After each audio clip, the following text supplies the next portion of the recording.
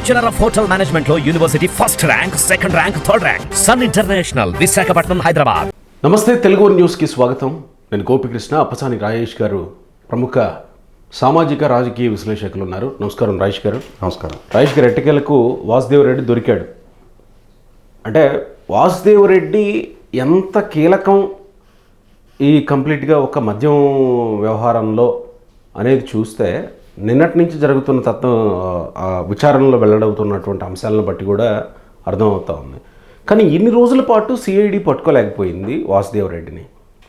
వాసుదేవ్ రెడ్డి దొరికాడు. ఇప్పుడు మద్యం స్కామ్ వ్యవహారంలో, ఏపీలో అమ్ముడైనటువంటి మద్యం వ్యవహారంలో, లేకపోతే ముడుపులు చెల్లింపులు, లేకపోతే మొత్తం ఆన్లైన్ ట్రాన్సాక్షన్స్ కాకుండా జరిగినటువంటి వ్యవహారాలు, వీటన్నింటి వెనక ఉన్నటువంటి పెద్ద తలకాయని వాసుదేవ్ రెడ్డి ద్వారా బయటికి తీసుకురావచ్చా? అంత కీలకం అయ్యాడా ఇప్పుడు వాసుదేవ్ రెడ్డి? వెంకటేష్ది సుందరకాండ సినిమాలో వెంకటేష్ ఒక డైలాగ్ పడతాడు మీనాతో, a small key opens a big door అని చెప్పని. అవును. ఇవాళ వాసుదేవ్ రెడ్డి ఒక పెద్ద కుంభకోణాన్ని ఓపెన్ చేయడానికి కావాల్సిన తాళం చెవి మాత్రమే. ఆ కుంభకోణం నిర్వహణకి ఉపయోగపడ్డ ఒక పరికరం అతనంతే. అసలు సిసలు సూత్రధారులు, పాత్రధారులు మొత్తం కూడా ముఖ్యమంత్రి స్థాయి నుంచి ఎక్సైజ్ మినిస్టర్ కూడా ఒక డమ్మీ అంది ఒక రకంగా మాట్లాడుకుంటే. కర్త, కర్మ, క్రియ, కథ, స్క్రీన్ ప్లే, డైరెక్షన్ మొత్తం జగన్మోహన్ రెడ్డి ద్వారా సృష్టించబడి నిర్వహించబడ్డ ఒక కుంభకోణంలో వీళ్ళందరూ పాత్రధారులు మాత్రమే. కాకుంటే ఆ అసలు సిసలు సూత్రధారిని బయటికి రప్పించాలి అని అంటే ఈ టూల్గా ఉపయోగపడ్డ వాసుదేవరెడ్డి అసలు సిసలు వాస్తవాన్ని అడ్మిట్ అయి తీరాలి. ఈ వాసుదేవ్ రెడ్డి ఎందుకు ఇంతకాలం తప్పించుకొని తిరిగాడు? యాక్చువల్గా చాలామందిని సిఐడి వాళ్ళు ఎక్కడున్నా పట్టుకుంటుంటారు, అది వేరే విషయం. విదేశాలకు వెళితే కొంత లేట్ అవ్వచ్చుగా. వాసుదేవ్ రెడ్డి ఈ దేశంలోనే ఉన్నాడు. తప్పించుకొని తిరగాల్సిన అవసరం వాసుదేవ్ రెడ్డికి ఎందుకు వచ్చింది? ఇక్కడ కూడా వాసుదేవ్ రెడ్డికి ఏమైనా డైరెక్షన్స్ ఉన్నాయా? ఇక్కడ 5 సంవత్సరాల పాటు అధికారిగా ఆ సీట్లో కూర్చొని అతను తప్పు చేశాడా ఒప్పు చేశాడా అనేది మనమే కూర్చొని నిర్ధారణ చేస్తున్నప్పుడు అతనికి తెలియదా? ఇవాళ 2019 ఎన్నికలకు ముందు మద్యపాన నిషేధం చేస్తాను అని చెప్పని ప్రజలను నమ్మించి అధికారంలోకి వచ్చిన జగన్మోహన్ రెడ్డి గారు ఒకసారి ముఖ్యమంత్రికి ఆయన పదవి బాధ్యతలు చేపట్టిన తర్వాత 2019 నవంబర్ నెలలో కొత్త మద్యం పాలసీ తీసుకొచ్చి, అంటే అప్పటి వరకు ప్రైవేటు వ్యక్తుల చేతుల్లో ఉన్న రిటైల్ వ్యాపారం మొత్తాన్ని కూడా ప్రభుత్వ ఆధ్వర్యంలోకి తీసుకొచ్చి, అలాగే ప్రభుత్వానికి ప్రొక్యూర్మెంట్ పాలసీ కూడా మార్చి, అప్పటి వరకు ఉన్న ఎస్టాబ్లిష్డ్ బ్రాండ్స్ మొత్తాన్ని డ్రాప్ చేసి తన అనుయాయుల చేత నిర్వహించబడుతున్న, అంటే ప్రభుత్వంలో కీలక స్థానాల్లో ఉన్న వ్యక్తుల చేతుల్లోనే డిస్టిలరీస్ వెళ్ళిపోయినాయి. వాళ్ళ ద్వారా ఉత్పత్తి చేయబడుతున్న బ్రాండ్లనే బ్రోవరేజెస్ కార్పొరేషన్ ప్రొక్యూర్ చేసింది. ఈ కథా కమమేష్ మొత్తం నిర్వహణ చేసిందంతా వాసుదేవ్ రెడ్డి ద్వారా. ఎవరి నుంచి ఏ బ్రాండ్ ప్రొక్యూర్ చేయాలి, అతను సొంతంగా నిర్ణయం తీసుకుని దాన్ని అమలుపరిచే సామర్థ్యం జగన్మోహన్ రెడ్డి గారి పాలనా హయాంలో ఏ అధికారికైనా ఉందా? ఒక వాసుదేవ్ రెడ్డి అని ఏం కాదుగా. ప్రతి స్క్రిప్టు తాడేపల్లి నుంచి వెళ్తే వీళ్ళందరూ తోలుబొమ్మల్లాగా మనకి కళ్ళ ముందు వీళ్ళు ఆడుతున్నట్టుగా కనిపిస్తారు అంతవరకే. వెనక స్టింగ్స్ ఆపరేషన్ చేసిందంతా తాడేపల్లి నుంచే. జగన్మోహన్ రెడ్డి గారు కనుసైకలతో, ధనుంజయ రెడ్డి, సజ్జల రామకృష్ణారెడ్డి వంటి వాళ్ళ ఆదేశాలతో వాసుదేవరెడ్డి వంటి వాళ్ళు అమలుపరిస్తే 5 సంవత్సరాల రాష్ట్ర మద్యం పాలసీ అమలు జరిగిందనేది వాస్తవం. కాబట్టి ఇవాళ 5 సంవత్సరాల మద్యం పాలసీలో 1,00,000 అంటే ఓవరాల్గా మనకి 1,600 కోట్ల మద్యం కొనుగోలు అమ్మకాలు జరిగినట్టుగా మనకు నిర్ధారణ అయింది. అది అధికారికంగా ప్రభుత్వానికి నివేదించిన లెక్కలు. నివేదించకుండా ఉన్న లెక్కలు ఇంకా చాలా ఉన్నాయి. ఎందుకంటే డిస్టిలరీస్ నుంచి ప్రభుత్వానికి సప్లై చేసి బ్రోవరేజెస్ కార్పొరేషన్కి, బ్రోవరేజెస్ కార్పొరేషన్ నుంచి షాపులకు వచ్చి అమ్మకం జరిగింది 1,06,000 కోట్లు. అసలు అంటే ఆ అమ్మకాలు జరిగిన దాంట్లో 16% beverages corporation procurement cost, remaining 84% ప్రభుత్వానికి ఆదాయం. మరి 84% ప్రభుత్వానికి ఆదాయం సమకూరుతున్న దగ్గర డిస్టిలరీస్ డైరెక్ట్గా షాపులకి సప్లై చేసుకుంటే, అవి ప్రభుత్వానికి డిస్క్లోజ్ చేయకుండా డిస్టిలరీసు ఈ వాహిని వారి పెద్ద మనుషులందరి మధ్య పంపిణీ జరిగిపోతే ఆ 84% ఎన్ని వేల కోట్ల రూపాయల అక్రమ లావాదేవీలు. ఈ అక్రమ లావాదేవీలు వెలుగులోకి రాకుండా ఉండటం కోసం మొత్తం ప్రభుత్వ మద్యం వ్యాపారంలో డిజిటల్ లావాదేవీ లేకుండా చేశారు. ఏ ప్రోడక్టు ప్రభుత్వం ప్రొక్యూర్ చేయాలి అనేది, ఏ షాపుకి ఎంత స్టాక్ పంపించాలి అనేది, ఏ షాప్లో ఏ ప్రోడక్ట్ అమ్మాలి అనేది, ఎంత ప్రభుత్వానికి డిస్క్లోజ్ చేయాలి, ఎంత డిస్క్లోజ్ చేయకుండా అమ్మకాలు జరిపించాలి అనేది, ఈ మొత్తం వ్యవహార శైలిని పర్యవేక్షించింది వాసుదేవ్ రెడ్డి. సో ఇవాళ వాసుదేవ్ రెడ్డి అనే అతను మాయల పకీర్ సినిమాలో మాంత్రికుడి ప్రాణం చిలకలో ఉన్నట్టుగా ఇవాళ ఈ మద్యం కుంభకోణానికి సంబంధించిన అసలు సిస్సలు ఆరా మొత్తం వాసుదేవ్ రెడ్డి చేతిలో ఉంది. మరి ఇప్పుడు రిజల్ట్స్ వచ్చిన 2-3 రోజుల తర్వాత నుంచి వాసుదేవ్ రెడ్డి కనపడట్లా.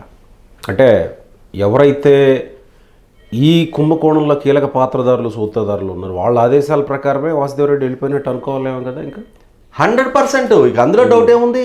ఇప్పుడు నేను ఇందాకే చెప్పినట్టుగా వాసుదేవ్ రెడ్డి తెర మీద కనిపించిన పాత్రధారి మాత్రమే. అంటే వాళ్ళతో టచ్లోనే ఉన్నాడు. ఇవాళ బెంగళూరులో జగన్మోహన్ రెడ్డి గారు కాపురం ఉండే యలహంక ప్యాలెస్ పక్కనే హోటల్లో అతను స్టే చేస్తూ న్యాయవాదులతోటి యలహంక ప్యాలెస్లోకి రాకపోకలు సాగిస్తున్న సమాచారం తెలుసుకునే కదా సిఐడి అతన్ని ఆరాధీయగలిగింది, అతను పట్టుకోగలిగింది. ఎక్కడికి పారిపోతావు, ఎన్నాళ్ళు పారిపోతావు? ఇవాళ జగన్మోహన్ రెడ్డి ప్రతిసారి 4 రోజులకు ఒకసారి బెంగళూరు పోవడానికి, అక్కడే వాసుదేవ్ రెడ్డి ఉండి సంప్రదింపులు జరపడానికి ఏమన్నా లింక్ ఉంటుందేమో కదా. ఒక వాసుదేవ్ రెడ్డి ఏముంది, ఇప్పుడు జగన్మోహన్ రెడ్డి గారి పాలనా హయాంలో తప్పులు చేసిన ప్రతి అధికారి ఈ రోజు దాకా జగన్మోహన్ రెడ్డి తోటి టచ్లోనే ఉంటున్నారు. ఇవాళ 16 మంది ఐపీఎస్ అధికారులని మీరు డీజీపీ కార్యాలయానికి వచ్చి మీరు సైన్ చేసి వెయిటింగ్ రూమ్లో కూర్చొని మళ్ళీ ఈవినింగ్ సైన్ చేసి వెళ్ళాలని చెప్పిన కండిషన్ ఎందుకు పెట్టారు? వీళ్ళందరికీ కూడా వాళ్ళ స్వామి భక్తి ప్రభుత్వంతో కన్నా జగన్మోహన్ రెడ్డి గారి పట్ల more loyal to the king than the kingdom అని చెప్పని ఆనాటి రాజు వాళ్ళకి రాజ్యానికి వాళ్ళు కట్టుబట్టలా, వ్యవస్థ కట్టుబడట్లా, బిజినెస్ రూల్స్ కట్టుబడట్లా, రూల్ ఆఫ్ లాని పాటించట్లా. జగన్మోహన్ రెడ్డి గారికి లాయల్గుంటే చాలు, మునిగితే అందరం కలిసి మునుగుదాం, తేలితే అందరం కలిసి తేల్దాం అని చెప్పని ఒక నిర్ణయానికి వచ్చేసారు. అంటే జగన్మోహన్ రెడ్డి ప్రతిసారి బెంగళూరుకి ఎందుకు వెళ్తున్నాడు అని అంటే డెఫినెట్గా ఇవన్నీ చర్చకు వస్తాయేమో. ఇప్పుడు తాడేపల్లిలో ఇదివరటి ఆయనకి ఆ వెసులుబాటు లేదు. ఆ ఇంటికి ఎవరు వెళ్తున్నారు, వచ్చి వెళ్తున్నారు అనేది ప్రభుత్వ నిఘా ఉంటుంది. సాధారణ జనాలు కూడా తిరుగుతూనే ఉన్నారు కదా అందరూ. కాబట్టి ఇక్కడ ఆయన కలవటం చేయటం కష్టం. బెంగళూరు ప్యాలెస్ అయితే ఆ మామూలుగానే 31 ఎకరాల ప్యాలెస్ అంటది. ఏ చెట్టు కింద ఏ పొదలో కూర్చొని ఏది మాట్లాడుకున్నా పసిగట్టేవాడు లేడు.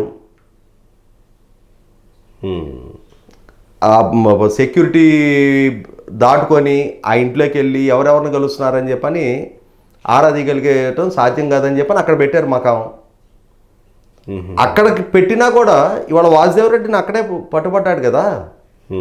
ఇక్కడ వాస్తవ పరిస్థితి ఏంటి అంటే ఏ తప్పులు చేసి ఎక్కడికైనా తప్పించుకోగలము అని చెప్పని అనుకుంటే బిన్ లాడెను పాకిస్తాన్లో ఉన్న అమెరికా పట్టుకొని తీసుకెళ్ళి సముద్రంలో ముంచేసింది. అంటే నిఘా వ్యవస్థలు లేదు విచారణ సంస్థలు ఎంతటి నేరగాడినైనా సరే పట్టుకోవాలి అనుకుంటే పట్టుకొని తీరుతారు. వీళ్ళలో లొసుగులుండి వీళ్ళు వదిలేయాలి అనుకొని వీళ్ళు ప్రలోభపడి వీళ్ళలో కొంతమంది వాళ్ళకు కోవర్టులుగా ఉండి సమాచారం ఇస్తుంటే తప్పించుకోగలుగుతారు.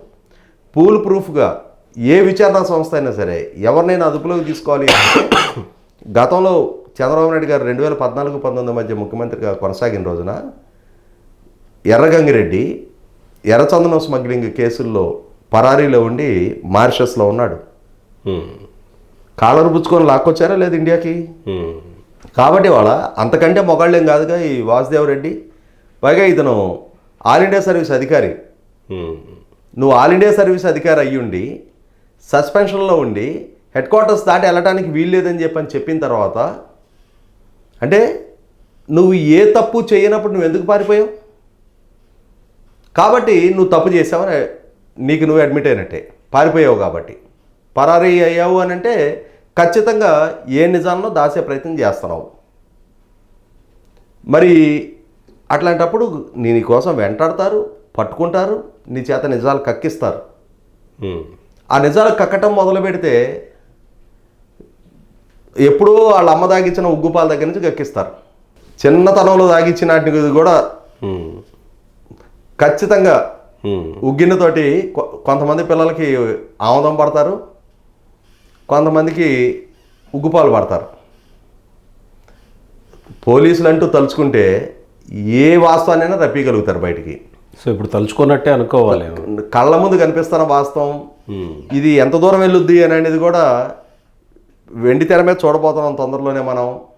ఇక్కడ ఇంకొక అంశం కూడా ఏంటి అంటే ఈ వాసుదేవ్ రెడ్డి లాంటి వాళ్ళ ప్రాణాలకు కూడా ముప్పు ఉండే ఆస్కారం ఉంది. ఇక్కడ ఒక ఇన్సిడెంట్ పోల్చి చూసుకోవాలి మనం. విజయకాంత్ది కెప్టెన్ ప్రభాకర్ అని చెప్పని ఒక సినిమా మనందరం చాలా పెద్ద హిట్ ఆ రోజుల్లో. సినిమా ఉండేది గుర్తుంది కదా. దాంట్లో వీరప్పన్ క్యారెక్టర్ మీద చుట్టూ తిరుగుతుంది ఆ సినిమా. ఎర్రచందనం స్మగ్లర్ వీరప్పన్. ఆ సినిమాలో హీరో విజయకాంత్ కెప్టెన్ అతను అరెస్ట్ చేసి తీసుకొస్తాడు. తీసుకొని వచ్చిన తర్వాత కోర్టులో అంటే అరెస్ట్ చేసి తీసుకొని వస్తుండగా అతను షూట్ చేసి చంపేస్తారు. అప్పుడు కోర్టులో కేసు విచారణ జరుగుద్ది. విచారణలో చెప్తాడు అతను అడవుల్లో ఉంటున్నాడు, ఒక ఇల్లు లేదు, వాకిల్లు లేదు. ఇన్ని వందల కోట్ల ఈ ఎర్రచందనం స్మగ్లింగ్ చేసి ఏం చేసుకుంటున్నాడు అతను జస్ట్ టూల్ అంతే. అతని వెనక ఉండి ఈ సంపాదన తింటున్నది, నగరాల్లో విలాసాలు అనుభవిస్తున్నది వేరే వాళ్ళు ఉన్నారు. ఇతను అరెస్ట్ అయితే వాళ్ళ వివరాలు బయటకు వస్తాయి. అందుకోసం అతన్ని వేసేశారు. ఇప్పుడు కూడా ఒక్క వాసుదేవ్ రెడ్డి ఇన్ని వేల కోట్ల రూపాయల కుంభకోణంలో వచ్చిన డబ్బు మొత్తం తిన్నాడా? 10,000 కోట్ల రూపాయలు, 10,000, 20,000, 30,000 అనేది నిర్ధారణ కావాల్సి ఉంది. ఇప్పుడు అన్ని వేల కోట్ల రూపాయల అక్రమాలు జరిగాయి అనేది ఇప్పటికే నిర్ధారణ అవుతా ఉంది. అయితే పోలీసులు అదుపులో ఉన్నాడు కాబట్టి జాగ్రత్తగానే ఖచ్చితంగా అతని ప్రాణాలకు ముప్పు ఉంది. రైట్, చూద్దాం మరి పోలీసులు ఎంత జాగ్రత్తగా కాపాడి. ఎందుకంటే అసలు దోషులు బయటికి అసలు సిసలు సూత్రధారులు కనుక బయటికి రావటం మొదలైతే 10ల సంఖ్యలో కేసులు నమోదవటానికి కావాల్సిన అన్ని సాక్ష్యాధారాలు ఇప్పటికే ప్రభుత్వం సంపాదించి పెడుతుంది. కాబట్టి వాళ్ళ నేర ప్రవృత్తి ఏంటి, సాక్ష్యాధారాలను చెరిపేయడంలో వాళ్ళకున్న నైపుణ్యత ఏంటి అనేది వివేకానంద రెడ్డి గారి కేసు నిర్ధారణ చేసింది.